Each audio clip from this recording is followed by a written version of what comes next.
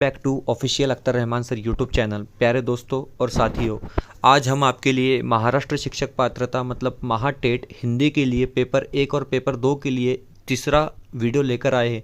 इसके पहले ऑलरेडी हमने 2 वीडियो अपलोड कर चुके हैं पेपर 1 और पेपर 2 को लेकर।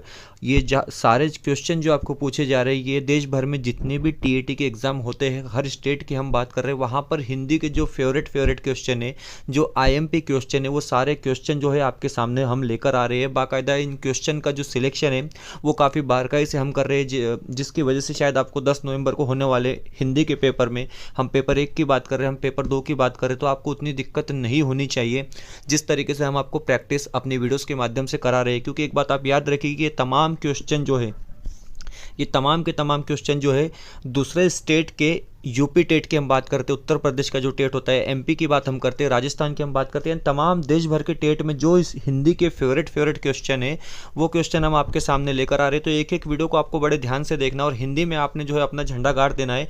इस तरीके से हम आपसे उम्मीद रखते हैं। तो हम वीडियो में आगे बढ़ते हैं। वीडियो में आगे बढ़ने से पहले अगर आप हमारे चैनल पर नए हो तो प्लीज़ चैनल को सब्सक्राइब कीजिए, साथ ही साथ बेल नोटिफिकेशन को ऑन कीजिए ताकि आपको आने वाले वीडियोज़ के नोटिफिकेशन जो है वो आसानी से मिल पाए।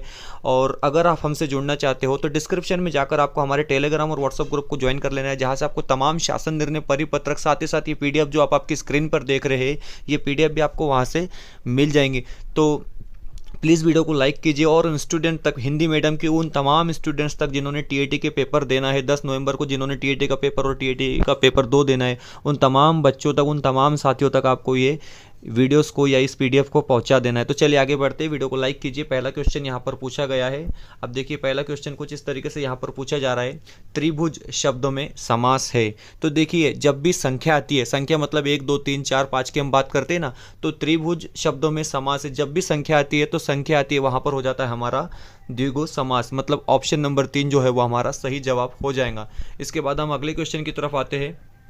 सवाल पूछा गया है कि देखिए ये सवाल लगभग सभी एग्जाम में पूछा गया है, सभी टेट के एग्जाम में पूछा गया है, या जहाँ तक हमने इसका ऑब्जर्वेशन किया है। तो देखिए शुद्ध वर्तनी वाला शब्द है। अब देखिए आपको यहाँ पर जो सही लिखा है उस शब्द को आपको पहचानना है। तो हम थोड़ा लिखकर यहाँ पर देख लेते हैं कि सबसे पहले तो अति में जो है पहली विलायंती आ जाती है, अति हो जाता है। उसके बाद अतिशयोक्ति। अब देखिए अतिशयोक्ति मतलब को तो जोड़ देना और पहला विलायंती आपको लगा देना है। मतलब ऑप्शन नंबर 4 जो है हमारा ये सही अतिशयोक्ति जो है वो लिखा जाएगा। मतलब ऑप्शन नंबर 4 जो है हमारा वो सही जवाब यहाँ पर होने वाला है। उसके बाद हम तीसरे सवाल की तरफ आते हैं। तीसरा सवाल पूछा गया कि भाषा सीखने का स्वाभाविक मनोवैज्ञानिक क्रम है।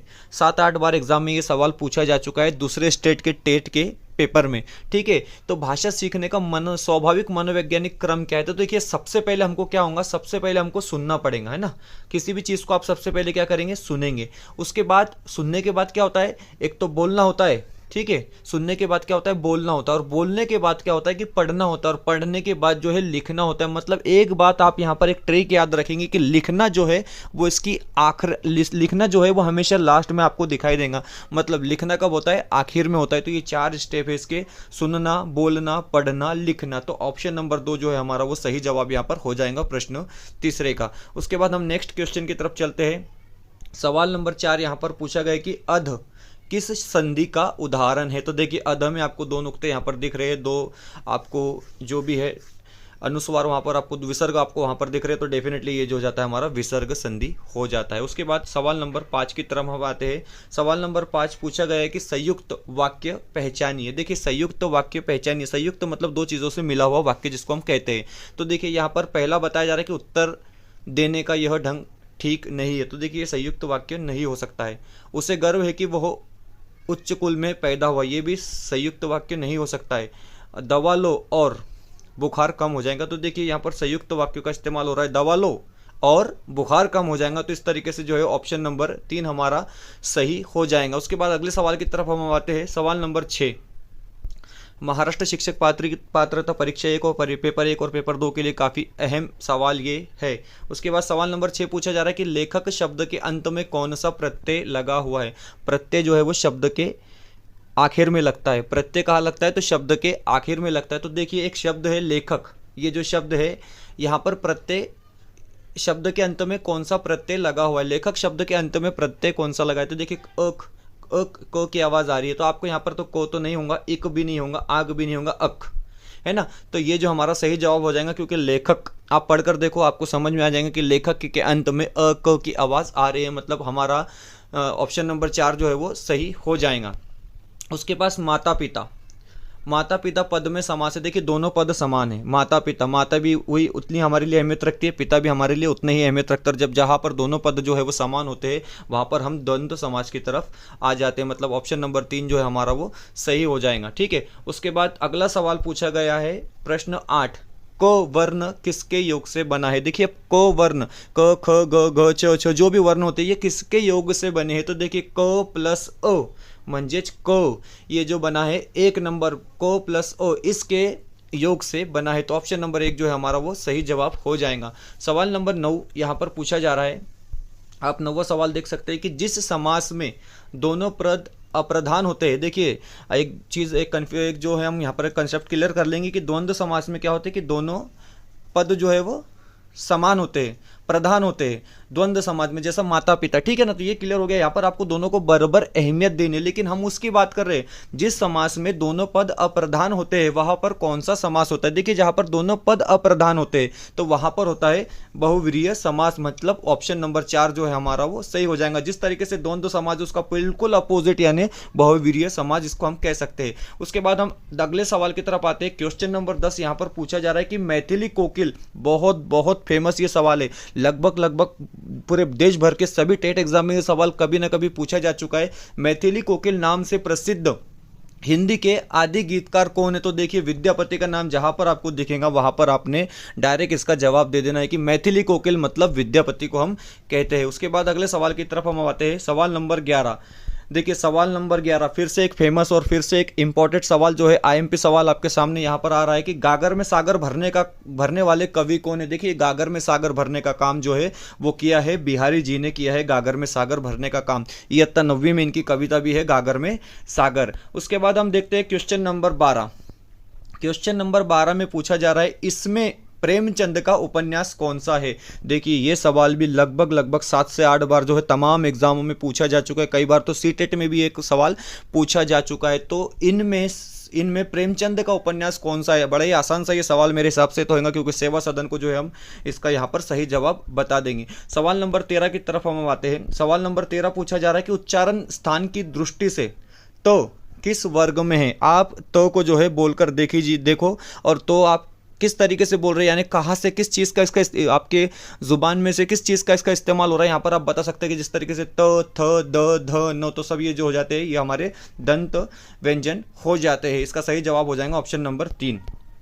प्रश्न 14 की तरफ हम अब आते हैं। सवाल नंबर 14 पूछा जा रहा है कि इनमें कौन सी कहानी हिंदी की प्रारंभिक कहानियों में गिनी जाती है। देखिए फिर से एक आईएमपी क्वेश्चन, बड़े सवाल आप यहाँ पर देख रहे हैं और इसमें कि कुछ सवाल आपको डेफिनेटली 100% जो है आपको महाटेट 10 नवंबर को देखने के लिए मिलेंगे। हम पेपर 1 की बात करते हैं, हम पेपर 2 की बात कर रहे हैं, क्योंकि इतने इंपॉर्टेंट सवाल है कि सारे के सवाल जो है बिल्कुल एकदम बारीक, बहुत ज़्यादा मेहनत करके, बहुत ज़्यादा बारीक ऑब्जर्वेशन करके सवाल हम आपके लिए निकाल कर लाए कि इनमें से कौन सी कहानी हिंदी की प्रारंभिक कहानियों में गिनी जाती है। पहली कहानी कौन सी मानी जाती है। तो देखिए इंदुमती जो है हिंदी की पहली कहानी मानी जाती है। उसके बाद हम 15वें सवाल की तरफ आते हैं। सवाल पूछा जा रहा है वर्तनी की दृष्टि से सही रूप है। ये सवाल, ये तो टीचर के एग्जाम तो छोड़ो, ये बड़े एग्जामों में उससे भी बड़े यूपीएससी एमपीएससी के एग्जाम में भी ये सवाल जो है पूछा जा चुका है। मैं आपको 50 एग्जाम्पल जो है इस सवाल के दे दूंगा। ये सवाल हर बार जो है कहीं पर भी पूछा जाता है, मराठी की बात ले लो आप, हिंदी की बात ले लो या किसी भी एग्जाम की बात ले लो, ये सवाल जो है बार रिपीट होता है। तो देखिए यहाँ पर पूछा जा रहा है वर्तनी की दृष्टि से सही रूप है। तो देखिए वर्तनी की दृष्टि से सही रूप है कवयित्री,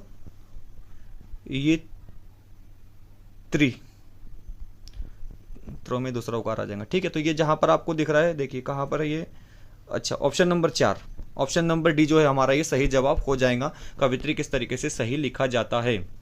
अब हम आ जाते हैं थोड़ा हमारा पेडागोजी की तरफ। ओके, यहाँ पर सवाल नंबर 16 पूछा गया है, क्योंकि आपको महाटेट में पिछले साल 2021 के पेपर में 5 क्वेश्चन जो है पेडागोजी के पूछे गए थे। 20 में जो 19 जनवरी को पेपर हुआ था, पेपर 2 की हम बात कर रहे हैं, वहाँ पर 4 सवाल आपको पेडागोजी के पूछे गए थे। तो हिंदी लैंग्वेज, हिंदी पेडागोजी जब अगर आपको पूछी जाती है तो ये नंबर, एक नंबर भी आपने छोड़ना नहीं है। तो यहाँ पर कुछ उसी तरीके से सवाल पूछा जा रहा है कि जिन बच्चों को लिखने में कठिनाई होती है, सभ्यता, ये वे डैश डैश से ग्रसित हो।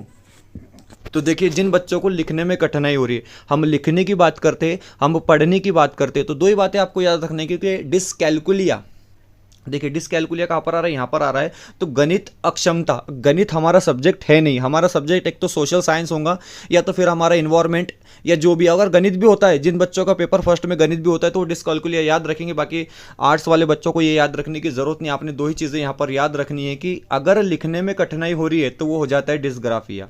अगर लिखने में कठिनाई हो रही है तो डिस्ग्राफिया हो जाता है। अगर पढ़ने में कठिनाई हो रही है तो हो जाता है डिसलेक्सिया। और अगर गणित में कठिनाई आ रही है तो हो जाता है डिसकैलकुलिया। इसमें से एक नंबर आपका पक्का है, एक नंबर आपको डेफिनेटली एग्जाम में देखने के लिए मिलेगा। वो आपके सोशल साइंस के हिस्से में हो सकता है, वो आपके बाल मानस शास्त्र व अध्यापन शास्त्र के हिस्से में हो सकता है, मराठी में हो सकता है या हिंदी में हो सकता है, लेकिन एक नंबर आपका ये फिक्स है।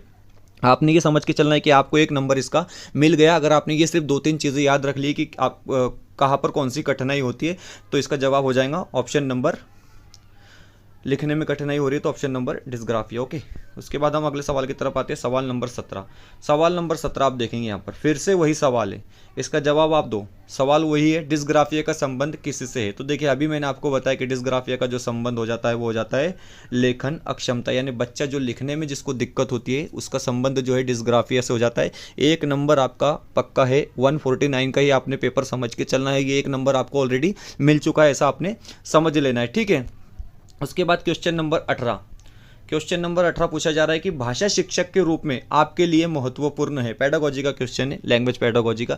अगर आप एक लैंग्वेज के टीचर है, अगर आप एक भाषा के टीचर है तो आपके लिए महत्वपूर्ण है। तो देखिए क्या महत्वपूर्ण है, बच्चों द्वारा त्रुटि रहित भाषा प्रयोग करवाना ये इम्पॉसिबल है, क्योंकि आप बच्चा तो गलतियाँ करेंगे ही, त्रुटि बच्चा जो है वो करता ही है। बच्चों से पाठ्य पुस्तक पढ़ाना ये भी गलत हो जाता है। बच्चों द्वारा बेझिझक भाषा प्रयोग, देखिए भाषा प्रयोग यहाँ पर आ रहा है। बच्चों से विस्तार से गृह कार्य कराना ये भी गलत हो जाता है। तो हमारा सही जवाब हो जाएगा ऑप्शन नंबर 3, भाषा प्रयोग। ये चीज़, ये शब्द अपने दिमाग में आपने फिट कर लेना है। जहाँ जहाँ पर आपको भाषा प्रयोग नजर आएगा किसी भी सेक्शन में आपने जवाब लगा देना है। लैंग्वेज की खास करके हम बात कर रहे हैं, भाषा प्रयोग का अगर जहाँ जहाँ पर ऑप्शन में आपको भाषा प्रयोग दिखाई देगा, आपने जो है उसको तुक्का ही भले आपने लगाना है, लेकिन आपने उसको जवाब भाषा प्रयोग वाला लगा देना है। क्योंकि हर बार होता है, बच्चे को बोलने की संधि देनी होती है, बच्चे को बोलने का मौका देना होता है, इसको हम भाषा प्रयोग कहते हैं। आप जितना बच्चे को मोटिवेशन दोगे, जितना बोलने का प्रयोग देंगे, उतने जवाब आपके सही होंगे। मतलब भाषा प्रयोग जो है जब जब आपको दिखाई देगा तब आपने जवाब वही समझ लेना। उसके बाद हम आते हैं अपने 19वें क्वेश्चन की तरफ। 19वां सवाल इस तरीके से आपके सामने यहाँ पर है, क्वेश्चन नंबर 19, उपचारात्मक शिक्षण की आवश्यकता होती है। देखिए, उपचारात्मक शिक्षण की आवश्यकता कब होती है, ये किसके लिए होती है। सृजनशील बच्चों के लिए इसकी ज़रूरत नहीं है, आदिवासी दृष्टिदोष वाले बच्चों के लिए नहीं। देखिए, कक्षा के स्तर के अनुकूल प्रगति करने वाले बालकों के लिए, इनके लिए जो है इसकी ज़रूरत होती है। आखिरी क्वेश्चन की तरफ हम आते हैं। अगले वीडियो से हम कोशिश करेंगे कि हम 30 क्वेश्चन आपके लिए लेकर आए, हिंदी के खास करके। और यहाँ पर आप देखेंगे कि हमारा 20वां क्वेश्चन पूछा जा रहा है कुछ इस तरीके से कि विद्यार्थियों की भाषाई कुशलता के बेहतर बनाने में सर्वाधिक सहायक है। अगर आपके जो छात्र है, आपके जो स्टूडेंट्स हैं, उनकी आप भाषा को बेहतर करना चाहते हो तो आपके पास क्या ऑप्शन है। आप रेडियो का इस्तेमाल करेंगे, आप टेप रिकॉर्डर का इस्तेमाल करेंगे, आप भाषा प्रयोगशाला का इस्तेमाल करेंगे, आप टेलीविज़न का इस्तेमाल करेंगे। तो जवाब आपको पता है, इसका जवाब क्या है आपको पता होना चाहिए। इसका जवाब आप हमें कॉमेंट बॉक्स में देंगे कि इसका जवाब क्या है। मैंने 19वें क्वेश्चन में आपको एग्जांपल दिया कि अगर ये आता है तो आपने डायरेक्ट इसको जवाब लगा देना है। इस सवाल का जवाब जो है आप हमें कमेंट्स बॉक्स में देकर बताएंगे। और थोड़ा आप बताइए भी हमें कमेंट्स करके कि आपको 20 में से कितने नंबर मिल रहे। ये 20 में से 12-13 नंबर तो आपके फिलहाल अभी बनना चाहिए, क्योंकि शुरुआत के दिन है, पेपर में अभी भी 54 दिन बाकी है, 54 डेज पूरे के पूरे अभी पेपर में बाकी। तो ये 54 दिन में आपका हिंदी तो आपने क्लियर कर ही लेना है 100%। 20 से 25 नंबर तक आपको हिंदी में मिल सकते हैं। तो ऑप्शन क्वेश्चन नंबर 20 का जवाब जो है आपको हमारे कॉमेंट बॉक्स में देना है। इसकी PDF हासिल करने के लिए आप हमें टेलीग्राम और व्हाट्सएप ग्रुप से ज्वाइन कर सकते हैं। वीडियो बेहतर लगे तो प्लीज़ वीडियो को लाइक कीजिए, चैनल पे नए हो तो प्लीज़ चैनल को सब्सक्राइब कीजिए। मिलते हैं नए वीडियो में किसी बेहतर अपडेट के साथ।